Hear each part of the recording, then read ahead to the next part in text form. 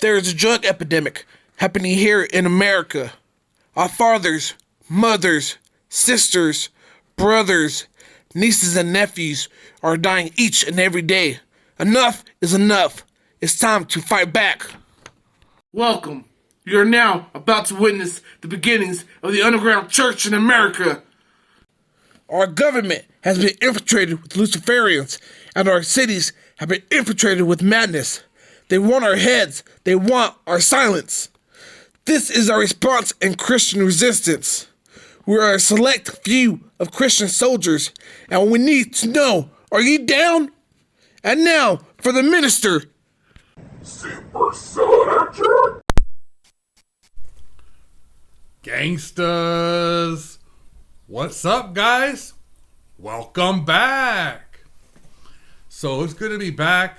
I've been wanting to do this video for a couple years. It's been highly requested. And so, in the comment section, people wanted to know my testimony, right? How I became a Christian. And, how I came from the streets of Northern California and, the lifestyle that it brings to how I came to Christ, and it was a very interesting story. But you gotta know, I had been an addict for such a long time, that I had started experimenting in drugs when I was 8. And I have a video about it if you would like to go see it, and I'll try to post it right up on the top somewhere, right around now. But anyways, and so by the time I hit the 6th grade is the first time I experimented with weed. I experimented with methamphetamines and coke. And by the time I was hitting junior high, I was already, just a full-blown addict. I never in my life of being an addict had gotten drugs that were like so quality than when I was living in Northern California. And so as I grew up to be that guy, that addict, and so so how did I convert from that man to being a Christian? And so how it happened was the first big move was I didn't know it until I looked back on my life, that God was orchestrating all this, but in hindsight, the first big move that happened to me was when I moved to Texas in the summer of '97. And the Bible Belt, and I never it was a different culture than I was, when I was growing up in Northern California. It was totally different, and the people were different. They waved at you, nice country out here in West Texas, and the culture, around here, and that had a lot to do with it too, right? Because they do call it the Bible Belt, and in these towns these little West Texas towns, there is a big Christian presence, And so what happened was I was living in Rawls, Texas at the time. And my older son had a friend and his family were Christians, right? His friend's dad was a real street preacher, I mean, talking about, he would actually carry his Bible with him around town. And I mean, just a real good guy, real street preacher. And he saw the condition I was in. He saw the condition, alcoholic, drug addict. And, he started inviting me and my wife to church. And, this is back like in '04, there was a revival, and there was a guy, his name was Jay Hurt. He was an evangelist out of Oklahoma, and he was coming to visit, and they would just kept on trying to get me to go. Man, that's not my thing, man. And he would come to preach to me at the worst of times, right after I was done smoking, right after when I was high, when I was drunk, beer in hand, right? And I didn't want to hear none of that, man. I didn't want nothing to do with that, but he tried to get me to go, and no. But little by little, my wife started going to church, and she started going to church and attending church with them, and I wasn't ready yet. Well, anyways, a whole year had passed by, right? Now it's 2005, like the spring of 2005. This man's still coming over. He would go and pray for my house, walk around my house, pray for my house. My dog, I hear my dog barking. I'd look outside and I was like, este vato, right? This guy, man. And he was like relentless, nonstop praying and talking to me about Christ and telling me that he was an addict at one time, And so finally I said, you know what, let me go to this church and let me just stop. Let me just stop this guy. If I go, one and done, right? One and done. Let me just go. And, it was a Jay Hurt again, this time in 2005, right? Right around the springtime again. So I go to this revival, and everything that I've ever seen from church up until this point was bland, monotoned, bland, very, very boring, very, very boring, right? I was never introduced, and I heard back in California, because I had friends, I remember this one girl in particular, and she was a Pentecostal. She would try to invite me to Pentecostal, full gospel, right? Churches and stuff, and I wasn't into that, man. And so that's what this church was. It was a full gospel church, and it had this real charismatic evangelist, Jay Hurt, that came over, and he was also a musician. Okay, I've never been immersed into like praise and worship like this. I knew like hymns, but I didn't know nothing like this. I never knew that they got down like this. Okay, so this revival went on from Monday through Friday, right? And I remember getting off of work, and then I remember, getting ready for this revival, and I was just gonna, like I said, one and done, man. And but the music was just so good, and the Spirit of God just filled. I felt good for the first time. I actually felt optimistic. I felt like. I felt good. I was like, what kind of organization is this, right? And the music was just so good. But then after the preaching and everything, the Holy Spirit fell, right? Which I was totally oblivious to. I didn't know at the time what was going down, right? He started giving people words of knowledge.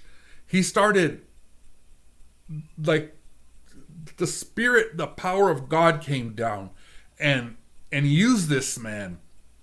And I knew there was something different. And I can't say or even remember if I went and said the sinner's prayer or anything like that. You know what I'm saying? Because it wasn't like, it didn't like define any kind of moment in my life, really, But I knew that I had such a good time that I was going to go back the next day. So I went back the next day. And so I was there to hear this music. This guy was such a good musician, I wanted to hear. And he actually brought some people with him that were musicians too. And so this was just so good. And when they praised and worship, I felt so good in my heart. You see, I hated being a drug addict, but I could never see no way out, after doing drugs all weekend, and I was just up for days, just laying there on the floor of my living room. And I know Sunday mornings the preachers would come on because that's the only thing that was on public television, right? You change the channels, like 3 channels, and these preachers, and just to have something hearing, and I would hear them preach, and tears would just be coming. This would be like at 7, 8 o'clock in the morning, tears would be streaming down my face, and I'm clutching onto my beer, trying to bring myself down on the uppers that I was on all weekend, and I just hated it. It was just such a miserable life. But I just never saw no way out of it. And so there I was, Tuesday walked into this revival, and a few announcements and maybe a couple of songs I forget, and out walks this evangelist, right? And he says, before we get started, I want everybody to pray. And I saw all the heads start bowing and people start praying, right? And so I didn't want nobody to look up at me and say, hey, this guy's not praying or whatever, because this is the way my mind thought. This is the way. So I went ahead and I closed my eyes. I remember closing my eyes. And I remember just thinking in my head, I'm like, you know what, God? If you're real, if you are here, and there is a God, I was wondering if it was even possible that if you could take this drug addiction from me. I asked him that simple question. Well, anyways, I opened my eyes, and Jay Hurt, the evangelist, is standing directly in front of me, pointing his finger right in my face and said, God said that your wait is almost over.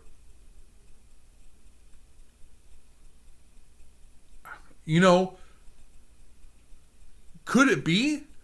I thought, could this be, that we don't serve a God that just listens to a prayer,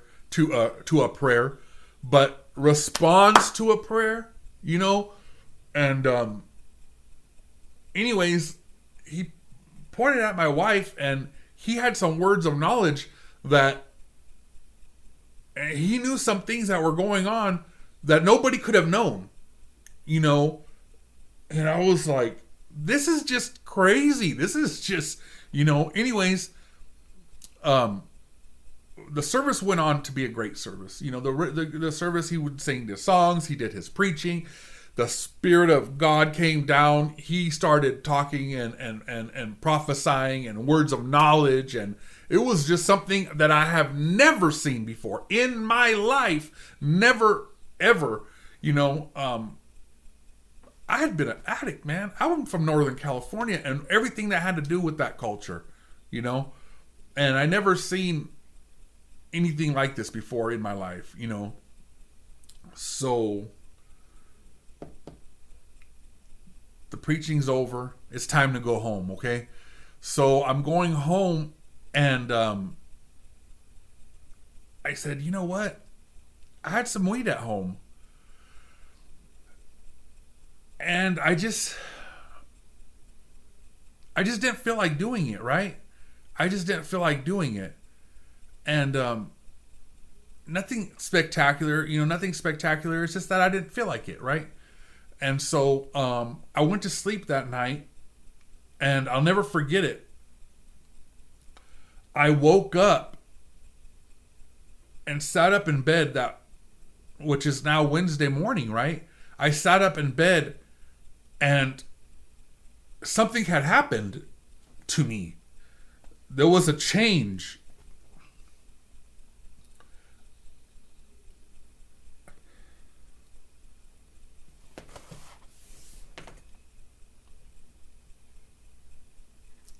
I still struggle with it in my mind because I woke up and it was like I was born again. I didn't want drugs no more. It was no longer in me. I didn't want alcohol. I didn't want drugs. What I wanted was God. What I wanted was what I seen at that church, what was going on there. That's what I wanted in my life. I just didn't want drugs no more. I went from being an addict most of my life to despising drugs.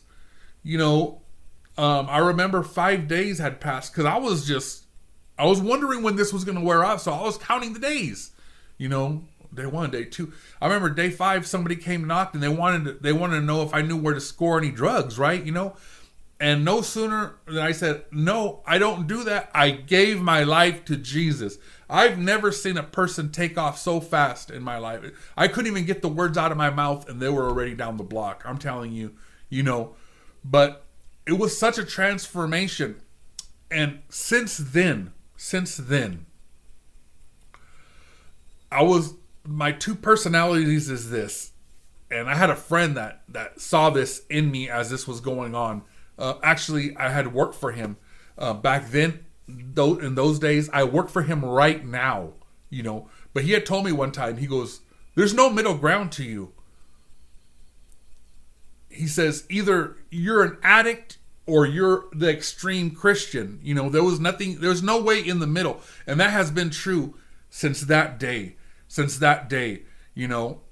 I've either on fire, just full on for the Lord, or I'm just like a miserable drug addict, And that was the story of how I became a Christian. I went to that church. I went to that church for, I don't know, like 15, 17 years, something like that, something crazy like that. I had to went to that church. A man that I love to this day, man, dearly. He took me under his wing, and he taught me the unadulterated Word of God. No holes barred. Just took me under his wing, and he just drilled the Bible preaching in it. Sometimes it didn't feel good. Sometimes it was offensive. Sometimes it was, but it's what I needed. There was people in my life, there was a lady, her name was Sister BR, Bible study before we started the service. And she just sat me down and just started drilling the New Testament in me. Just started drilling.